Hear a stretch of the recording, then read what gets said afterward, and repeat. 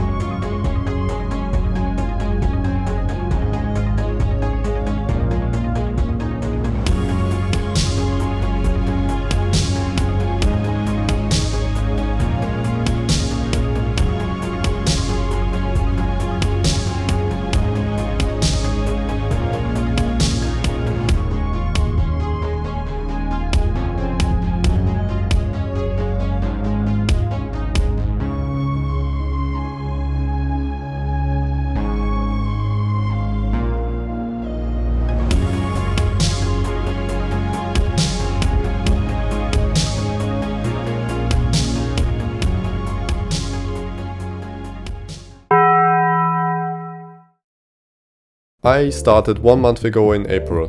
I opened Cloud Code, come on guys, it's 2026, and asked it how the architecture would look like if we wanted the following points. A truly dynamically scaling universe with a huge amount of objects, for example planets or moons, a physics engine simulating n-body physics, basically so we have gravity, and I figured C would be a suitable language for this project. Aside from already having experience with it, the simulator could also be compiled into an executable, so it's easy to start and ship as a product. Plus, of course, we have the performance aspects of it. The first build was straightforward. It took me a few prompts, but there we were. The first version with planets, labels, a sun and gravitational physics. But this was not enough. I had a vision of a truly beautiful and detailed simulation. Nothing could stop me. I added moons and the first UI elements. This was already much better, but something was missing. The next iteration was a massive step up from the version before. Now every planet had unique textures in the solar system, the sun got a new shader with more realistic rendering, and Saturn earned some rings. But now probably the most important update was required, the universe configuration file. It basically is a file where every information about anybody in the universe is written down, including the mass, radius, position, velocity and other details in order to construct the universe. The file is saved as in JSON format and the program loads it every time when started. In order to implement such a configuration system, the entire codebase had to be refactored, which required around 7,000 lines of changes in order to work. After adding a few star systems to the universe config, which are based on accurate data from different kinds of scientific sources like public databases from NASA or Sinbad, the collision system was coming next. This was the biggest and most difficult change by far. It took me around 15 hours of sometimes frustrating hours to finish. But I proudly present to you Planet Collisions.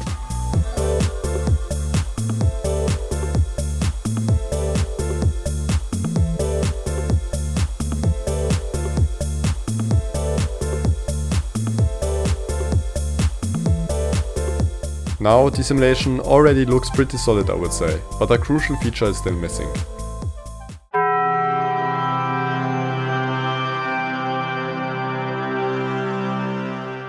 For me it was very important that the supernova consists of a volumetric cloud, basically in 3D, so it does not look like a flat 2D plane always facing the camera.